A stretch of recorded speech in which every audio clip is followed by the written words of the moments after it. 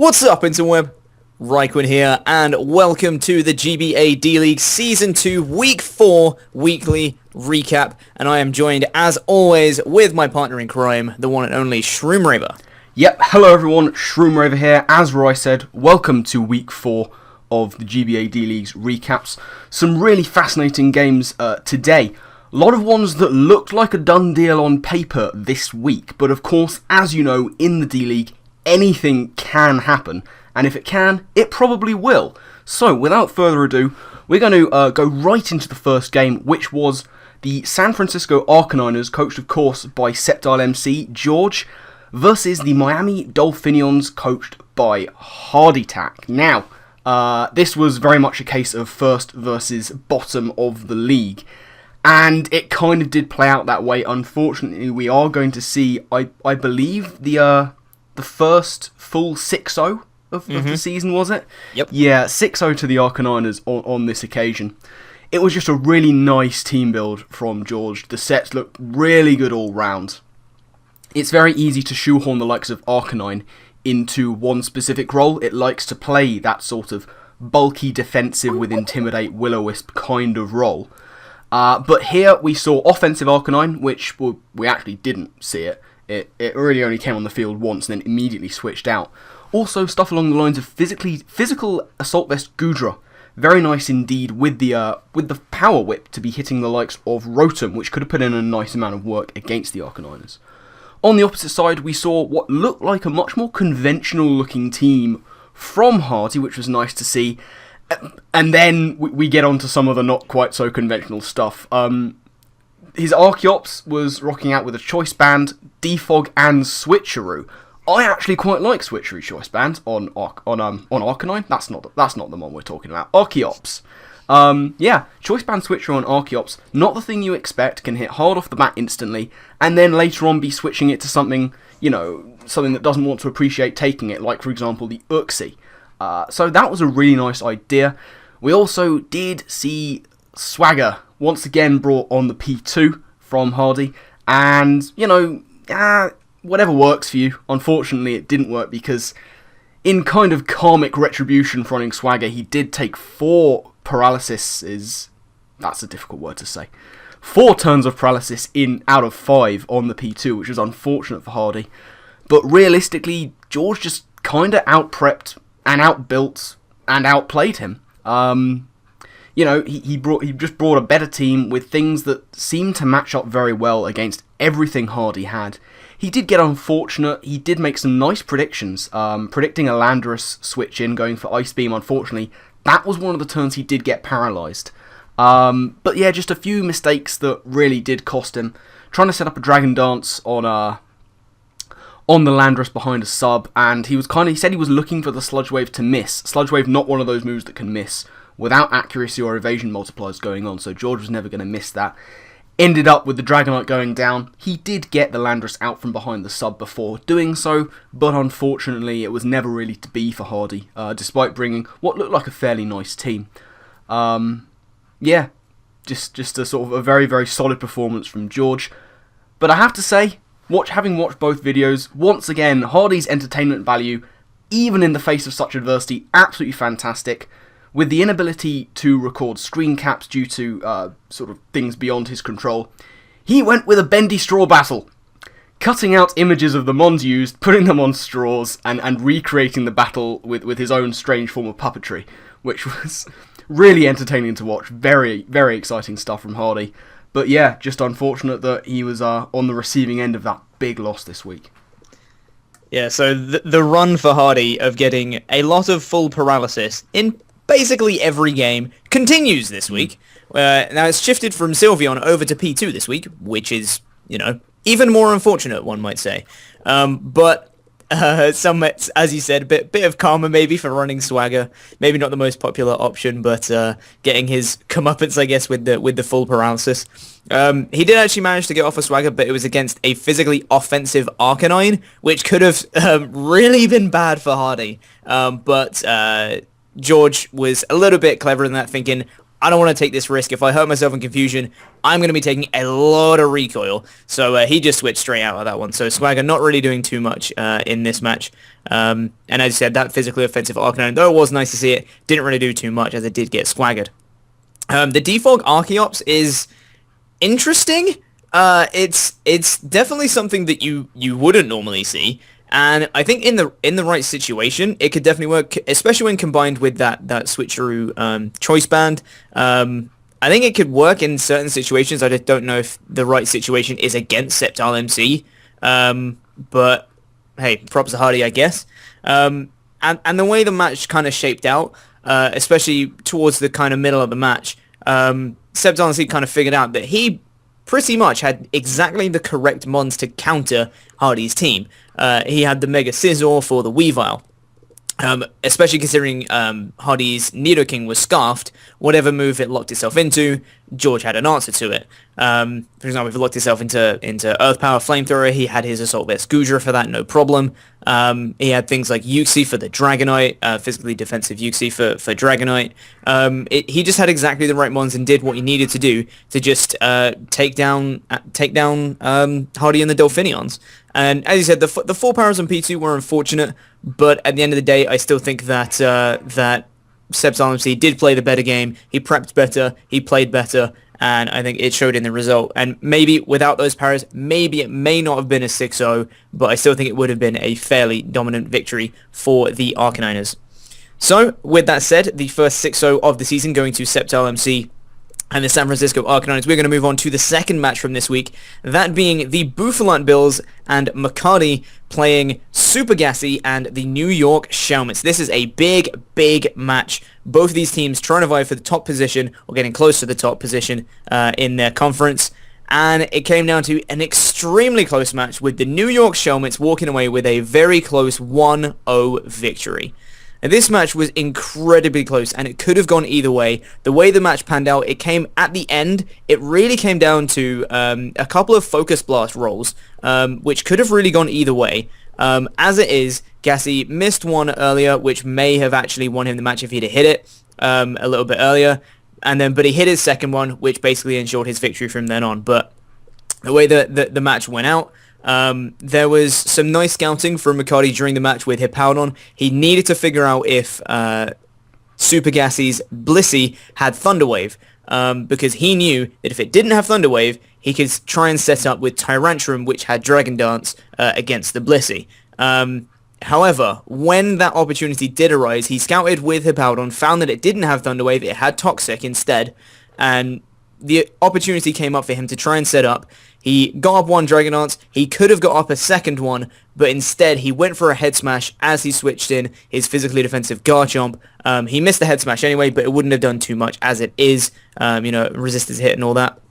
But it's a little bit, it could have been his key to victory to set up that second Dragon Dance, as with a +2, a Dragon Claw, I can't remember whether it was guaranteed, but I think it was a very good chance to take out a physically defensive Garchomp, and he could have swept up from then on, but he didn't decide he didn't want to risk that, but if he did do that, then maybe he could have won the match from there. But as it was, it came to later on in the game. There were some very nice plays, again on both sides, some really nice double switches throughout the entire game, and it came down to a Trick Room Reuniclus at the end for the New York Shelmets, putting in a lot of work. And even though McCarty realized what a threat that Reuniclus was, prepped for it heavily, it still wasn't enough for to take down that Reuniclus at the end of the match. And the New York Shelmets walk away with a huge 1-0 victory against the Bouffalant Bills. Yeah, this was the sort of much-hyped potential weather war that we were really intrigued to see whether it would play out that way, if you'll pardon the pun there. McCarty, he decided not to bring the sand versus this potential and eventual manual rain, realising sort of Moonlight Umbreon a risk with those weathers up, but I like the fact he brought Psych up to deal with a potential set-up Reuniclus. That was really nice to see, big fan of Psych up, and Umbreon getting a Psych Up off could be fairly scary because it's bulky enough to take hits anyway. If that thing's setting up like Calm Minds or, God forbid, Acid Armors, Umbreon becomes near impossible to take down. So that was a nice idea on McCarty's part. I was worried for him that he wasn't really packing any fighting moves for Blissey, but he did have a lot of powerful physical threats to try and deal with that. Bringing Tyrantrum on debut, building it to outspeed and max speed Tornadus at +1.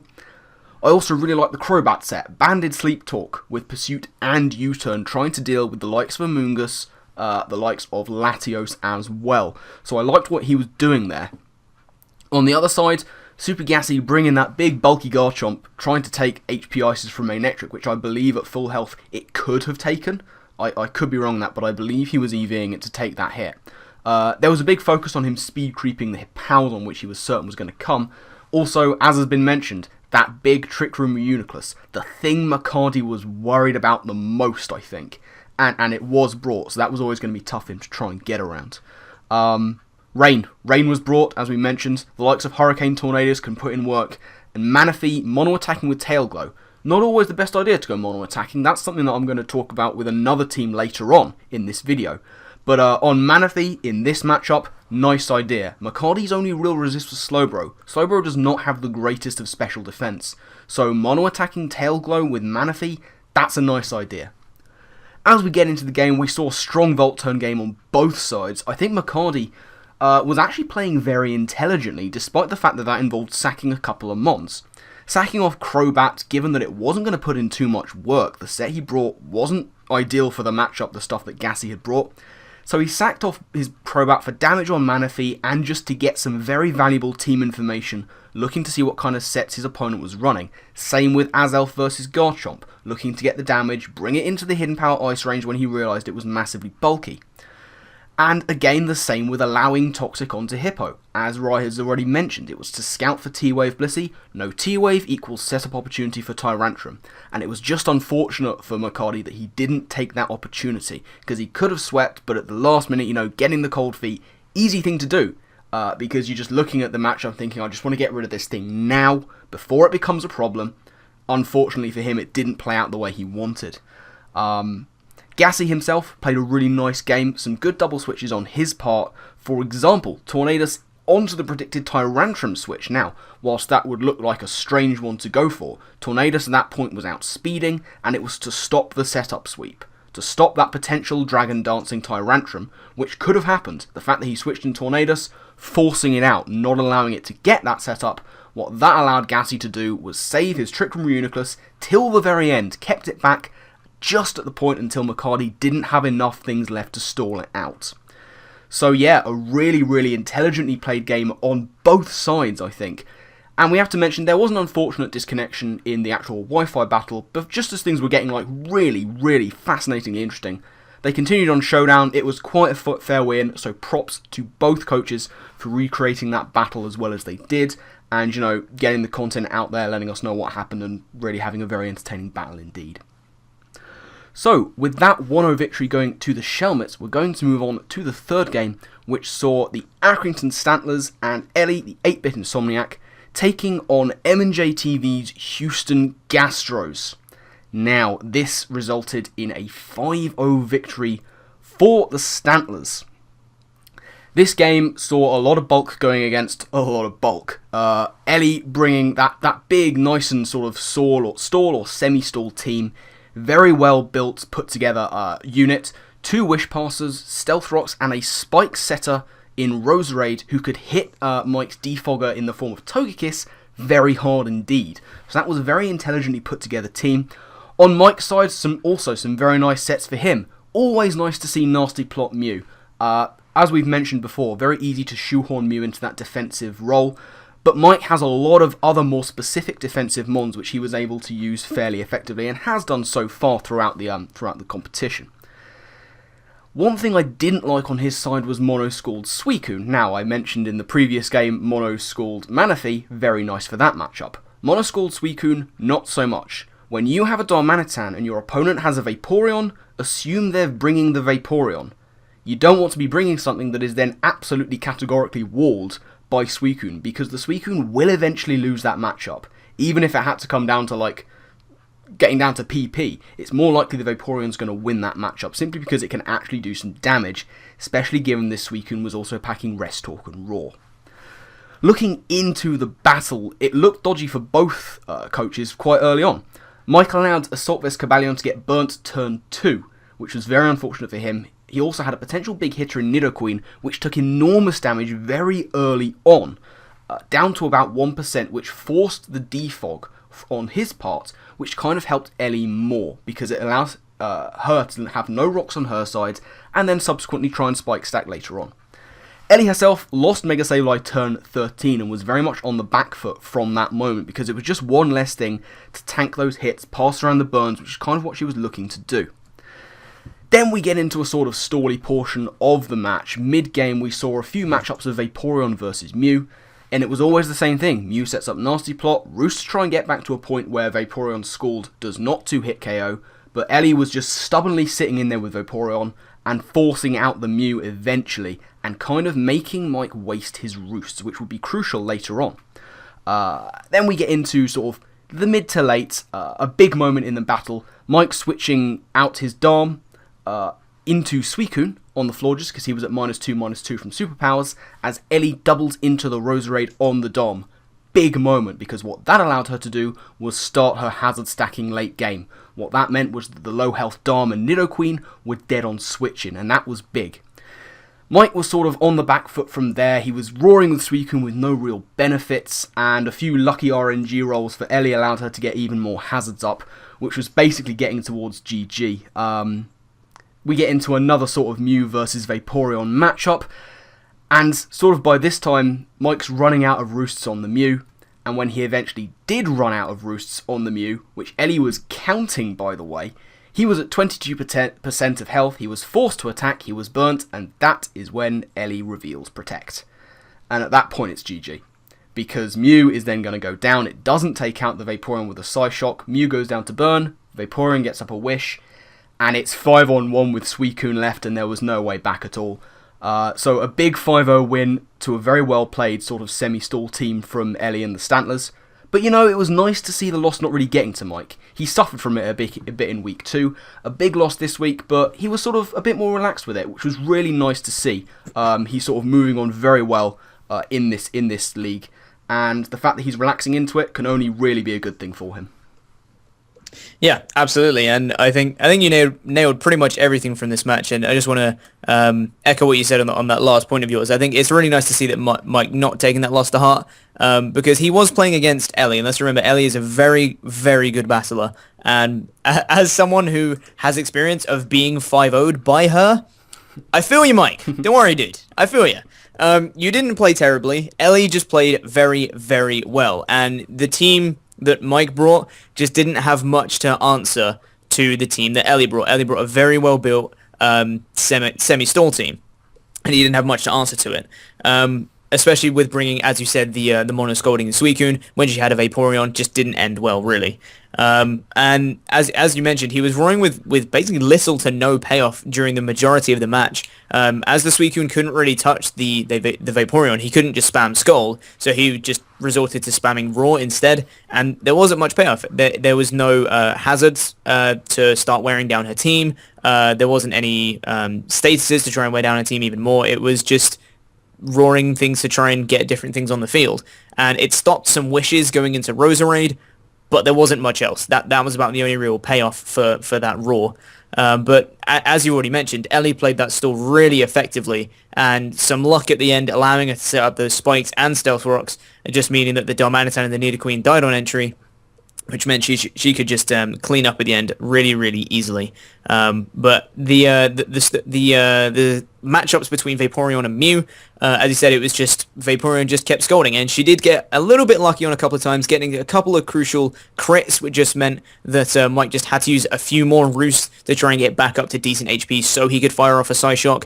But at that point, he realized he couldn't and had to switch out. So she did get a little bit lucky, getting a couple of crits, but it was kind of delaying the inevitable. Maybe he could have got off a Psyshock against that Vaporeon, but again, the Vaporeon was always really going to win that match. So it was a very well played match on both sides. It may have seemed incredibly one-sided with the score on paper, 5-0 victory for the Startler, but Ellie just played a very, very solid game. And although Mike may think that, he played terribly, he didn't. He played as well as he could. He just didn't have the team to match up against Ellie's, really. And it showed in the result, with Ellie coming out with a 5-0 victory for the Accrington Startler. So, with that said, let's move on to the last game from this week, that being the Washington Blazikins taking on the Seattle Staraptors. Mighty Mammoth versus Gearhart. Now, this was a really, really interesting match, actually, and it came down to a 1-0 victory for the Washington Blazikins, their first win in the season, beating out the Seattle Staraptors. Now, in this match, there were some very interesting builds on both sides, but in my opinion at least, I think that Gearhart was a little bit underprepared for Kofagrigas, and I think Mighty Mammoth Nick was very, very wise to bring Kofagrigas with the likes of Megalopony that is kind of reliant on its ability to be good against Kofagrigas. Taking away that ability and giving it Mummy means it just got completely stopped by Kofagrigas. So I think that was a very wise choice to bring it, and I think Gearhart was a little bit underprepared for it. Another one that I think he was a little bit underprepared for as well was Entei, although there isn't too much on Gearhart's team that can actually effectively deal with an Entei. He did bring defensive Salamence with Intimidate to try and deal with it, although that isn't the greatest answer considering that it still can get 2-hit KO'd by a banded Entei with Stone Edge. So, again, maybe not the best prep, but again, as I say, he didn't really have too much on his team to deal with it anyway. But, hey, he didn't bring Okaberry counter Registeel, so, that's a thing. Copyright Shroomraver 2015, right?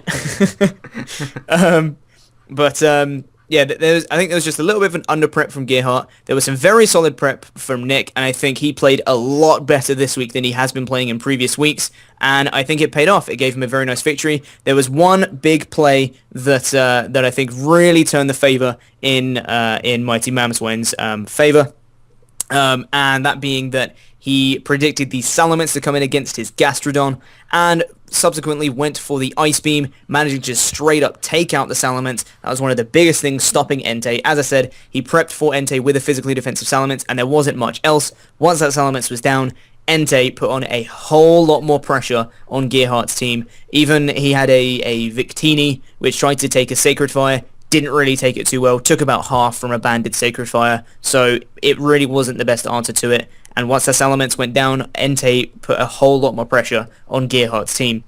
As we get to the end of the match, there was a nice push from Yanmega towards the end of the match, a mon you wouldn't really normally see doing too well in this kind of format, but it did get quite a few kills, managing to set up a few speed boosts, but the try it with it at the end was a little bit fruitless, considering that Mamoswine and Entei were still around, Mamoswine having the Ice Shard, Entei having the extreme speed, although it did manage to get off a huge amount of damage against the Entei, as I believe it may have either been an overprediction or a misclick. I'm not 100% sure in the details, but Entei did not go for the extreme speed against the Yanmega, instead opting for, I believe, the Sacred Fire, allowing the Yanmega to get off an Air Slash, which then consequently flinched the Entei, forcing him to switch out and come back in again, going for an extreme speed on another occasion. But it came down to the 1-0 at the end, and I think that Gearhart needs to a little bit try and figure out the Megalopony counts a little bit before the match begins,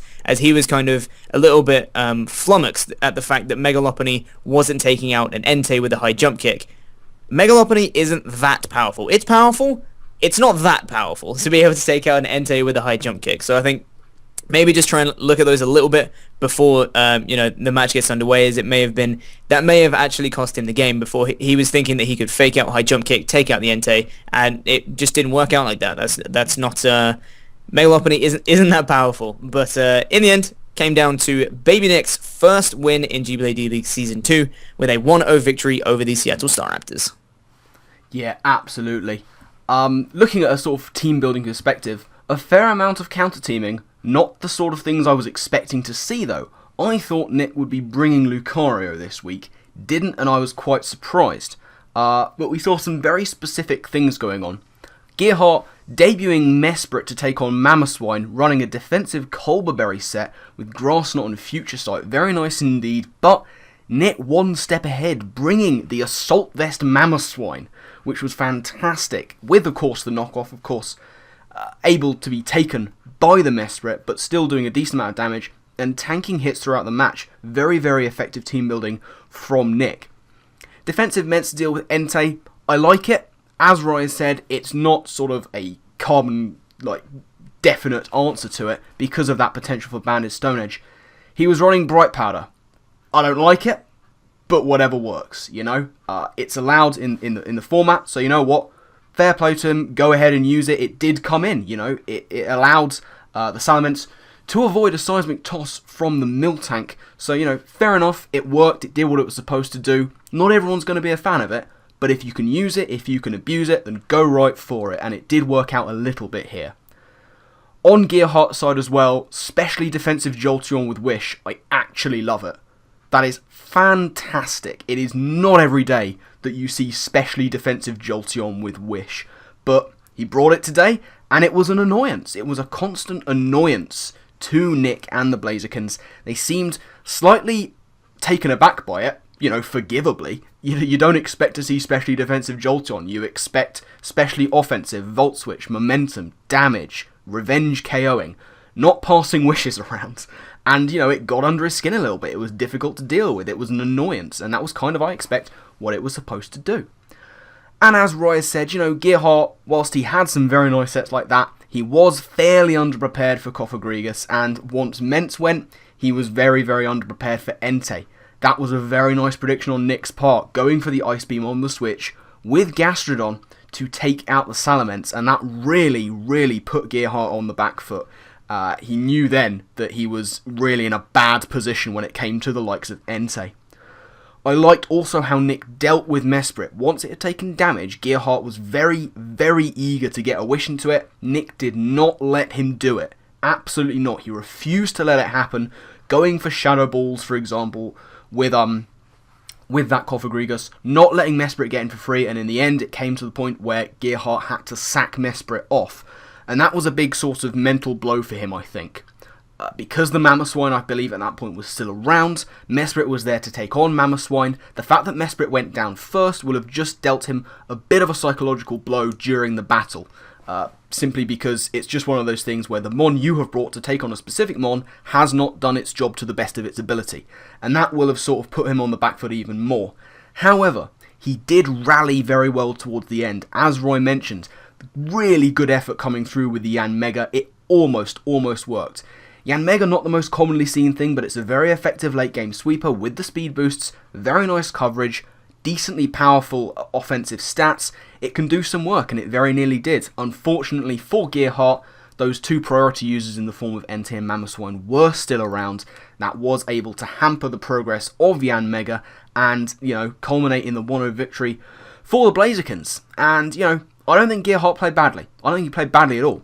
Just a couple of turns from Nick and some good team building from the Blazikens just set him back and didn't allow him to take the victory. So Nick gets his first win. Is this the beginning of his comeback? We've seen how he's been in leagues before and they haven't always started well, but he's a very strong finisher in this kind of format, and we'll have to see if he can continue in the D-League this season.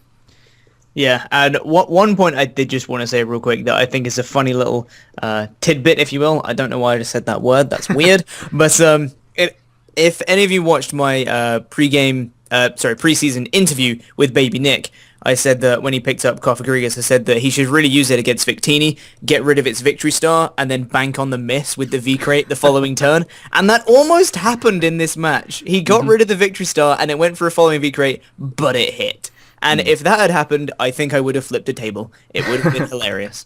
But didn't quite happen, but it would have been hilarious. Anyway. With that said, with all these matches, let's take a look at how that has impacted the league leaders moving into week 4. We do have it back this week. We do have it back. We've got it sorted. We're bringing back the league leaders. So let's take a look at the league leaders. So you can see on the screen right now, we have the first 3 positions, that being Scissor for the Accrington Startlers, 6 kills, 2 deaths, and a +4 differential, followed by Zapdos for the San Francisco Arcaniners, Sceptile MC with 5 kills, 1 death, also with a +4 differential. We do actually have 2 Mons in tied third, but because of the alphabet in third, we have Goodra, also of the San Francisco Arcaniners, with 4 kills, 0 deaths, and a +4 differential. All really commonly, the top 2, very common offensive threats, especially from Sceptile MC, bringing Scarf Zapdos, I believe, every week so far. And then you have Goodra in third. Not the most common of offensive threats, but a Mon that George has really been able to use effectively so far, and a Mon that I really want him to use really effectively moving forward in the season. It's very interesting the things that he can bring on that particular Mon. Shroom, you want to take the rest? Yeah, why not? Sitting in at third equal, as we said, it's an equal third. We have Reuniclus of Super Gassy's New York Shelmet, also sitting at 4-0 with that +4 differential. Again, not maybe the one that you would necessarily think is instantly going to be top 5 material, but Reuniclus is a big threat in its own right, used very effectively with the Trick Room late game by Gassy this week. Sitting at a lonely 5th with a 5-2 differential, giving it +3, we have Victini of Gearhart's Staraptors, putting in some decent work for him this week. Again, unfortunately unable just to grab him the victory. Sitting at 6th equal, we have another couple of Arcaniners from Sceptile MC's team. One that you expect to see, but sitting up above it, just on alphabetical order once again, one that you might not necessarily expect in the top 10. Hitmonlee is just above Mega Scizor.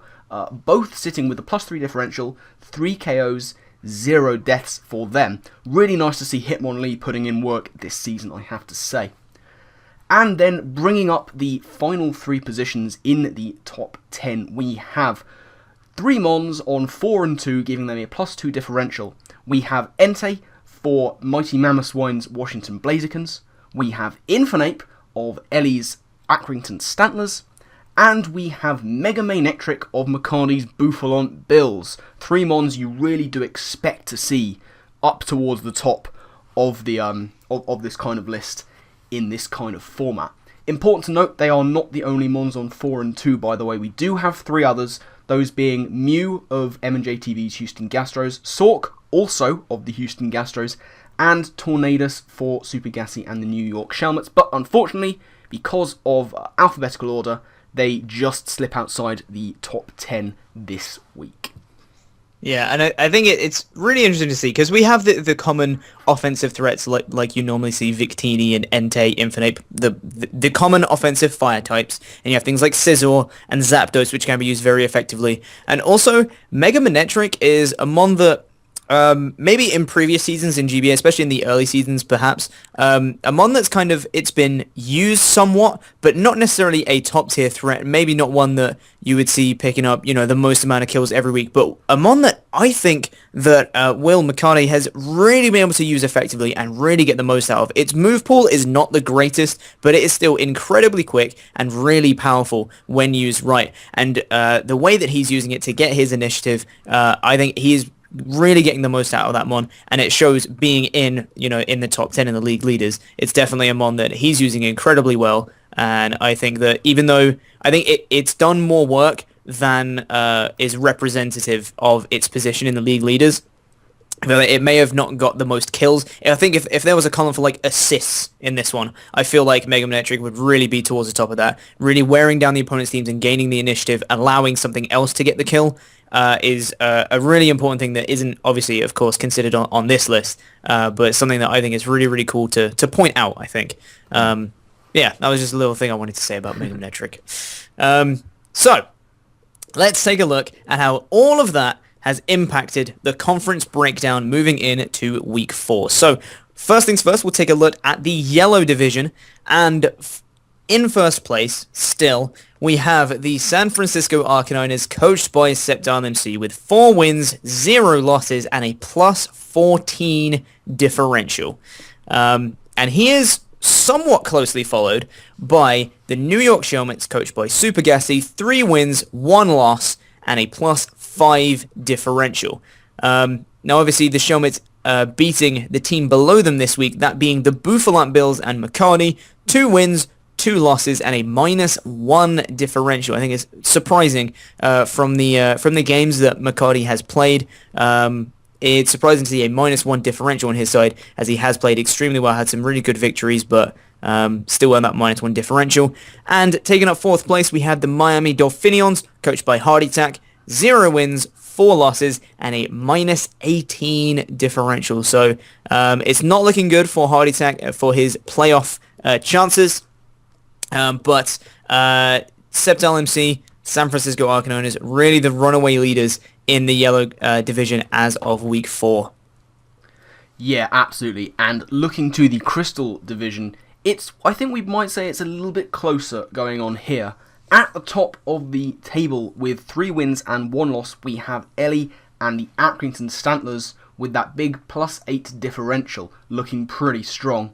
But it's not over for Gearhart's Seattle Star Raptors after a very good start to the season. They've had a couple of losses, sitting at 2 wins and 2 losses with a +3 differential, but it's still pretty close. You know, one game can change anything here. And yeah, it's certainly not sort of cut and dried.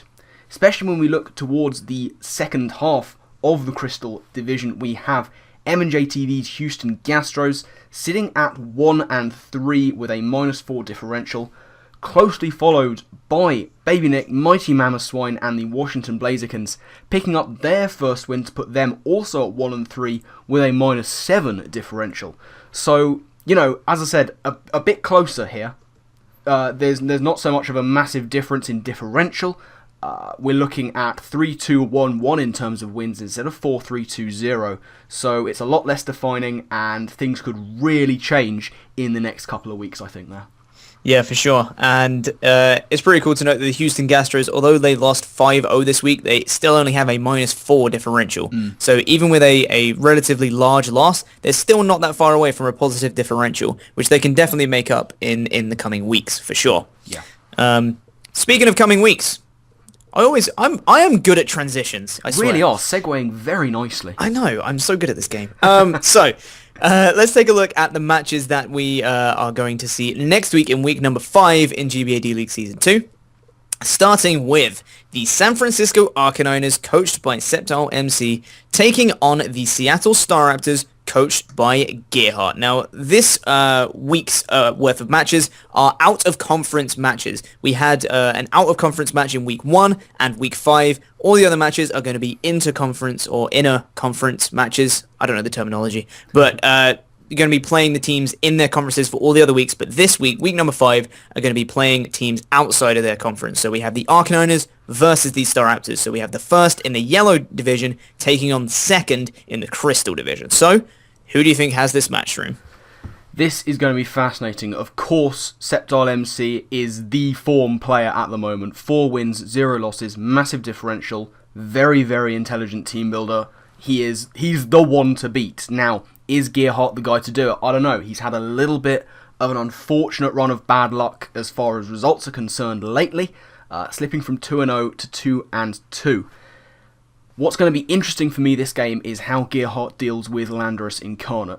Landorus Incarnate is a mon that can put the hurt on a lot of his team with the right coverage. Clefable and Registeel, whilst we've seen it as a very nice core, Landorus has the moves to break it very effectively, so it'll be interesting to see how he deals with it, especially as another one of his big, specially defensive mons in the form of Tentacruel doesn't take it on all that well either, given Stab Earth Power is a thing.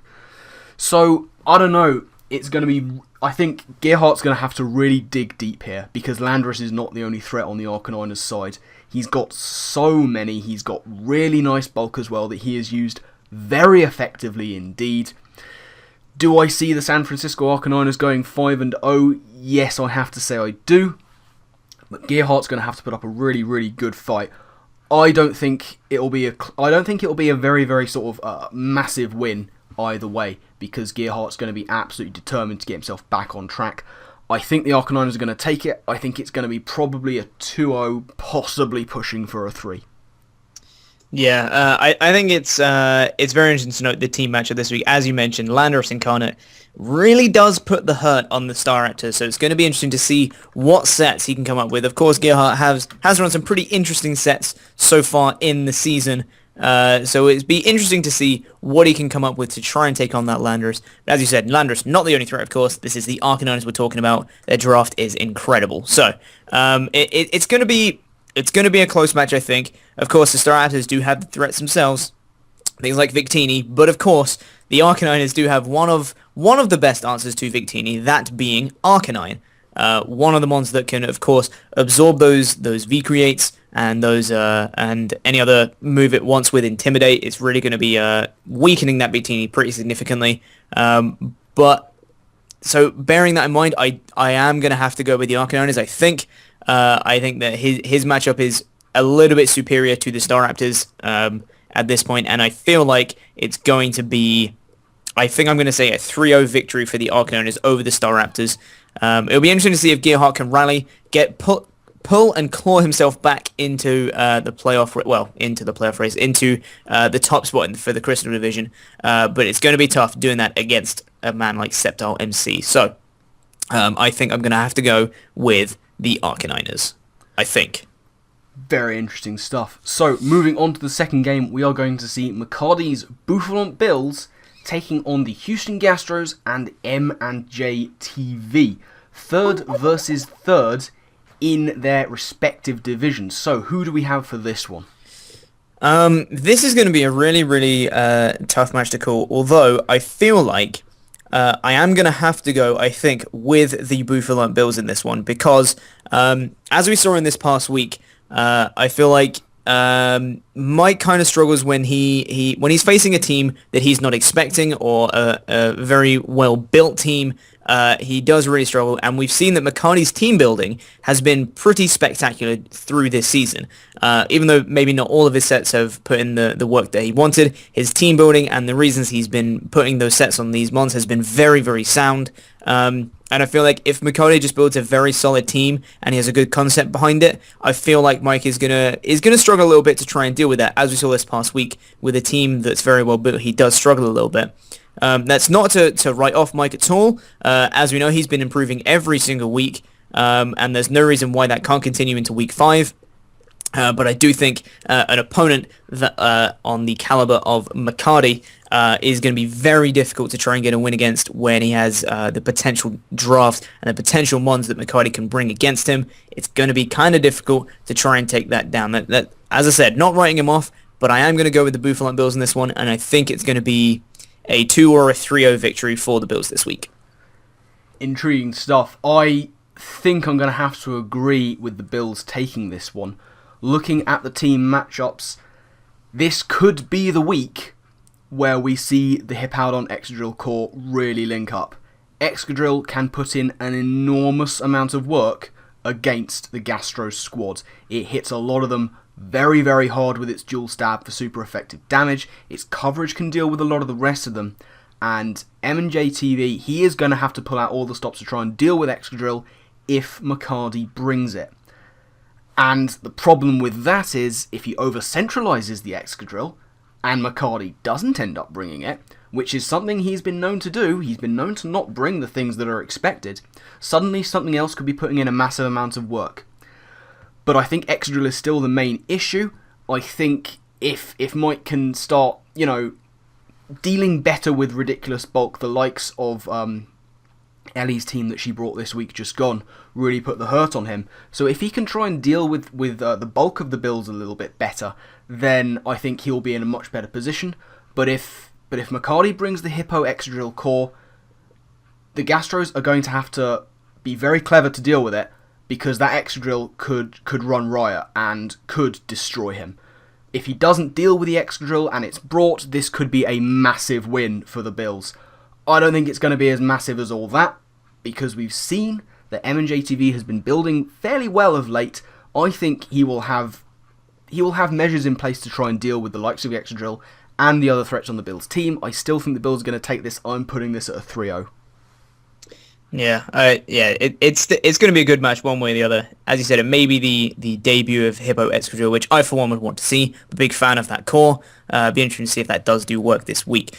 So the third match in Week 5 you can expect to see is the New York Shelmets, coached by Super Gassy, taking on the Accrington Startler, coached by 8-Bit Insomniac Ellie. we have the second place in the yellow division taking on first in the crystal division. So, who do you have in this match, Shroom?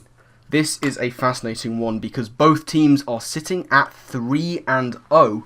They both have a fairly similar differential. This is going to be a really close one, I think. Shelmet versus Startlers. Ellie's really on form.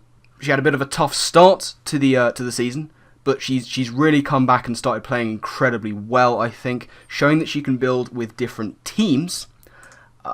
But, on the other hand, the Shelmets have looked really strong as well. Really powerful threats in the form of the likes of Manaphy. Reuniclus was used very effectively, and he's got some really nice bulk to his team as well. Who do I think is going to win this? It's going to be tough. I think that the offensive variety offered by the Startlers might give Ellie something of a little advantage in this game. And it'll be really incumbent on Gassy to break down the likes of Mega Sableye, the likes of Regirock. Now, he has the mons to do that, but it can all depend on whether he or she bring the wrong sets. That can really tell the tale, because the likes of Regirock and Mega Sableye, they can run a lot of different defensive options. If Gassy brings the wrong mon with the wrong set, he might have a really, really tough job getting through them. And that might allow the likes of Infernape or Scizor to come in and do some really nice counter damage. Who do I have picked for this one? I think the Startlers are going to take this one. I think this could be the closest of 1-0 victories. It's going to be a great match for sure. When you look at the team matchup, of course, the Shelmet's bringing the manual rain last week and having mons that can really benefit from the rain. But then you look at the Startlers and you realize they have mons that can benefit from the rain too. You see a few mons that you do normally see on quote-unquote standard rain teams. That mean the likes of Heliolisk and Scizor and things like that.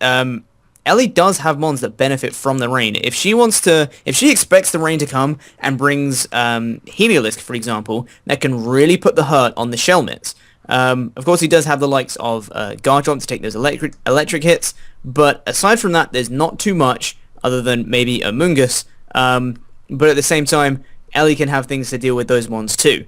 So I feel like the rain may not be the way to go for the Shelmets this week, and if he's not having the rain, I feel like Ellie does have the advantage slightly with as you said, the variety of offensive options that she has against the Shelmets. So I think the Startlers are going to take it, but it will not be a big victory. And again, I feel like the Shelmets may pull some shenanigans and get the victory, but I am going to say the Startler with a 2-0 victory, maybe.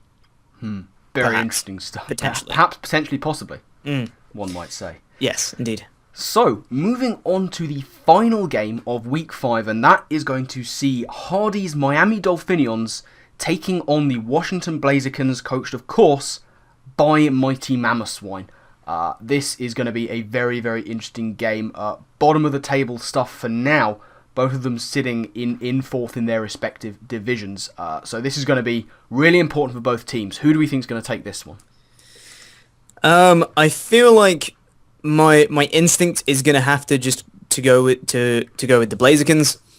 They did just get their first win. They're going to be looking to continue that form, and I feel like Hardy hasn't been playing too well as of late. He is bringing some more quote-unquote conventional sets, but I do feel like the Blazikens are going to have this match, particularly with the likes of, I know that the Dolphinians have been teasing to bring Butterfree to this match.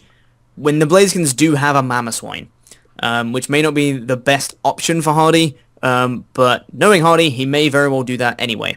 So I feel like the Blazikens are going to take this match, and I feel like it's going to be something like a 3-0 victory, I'd say.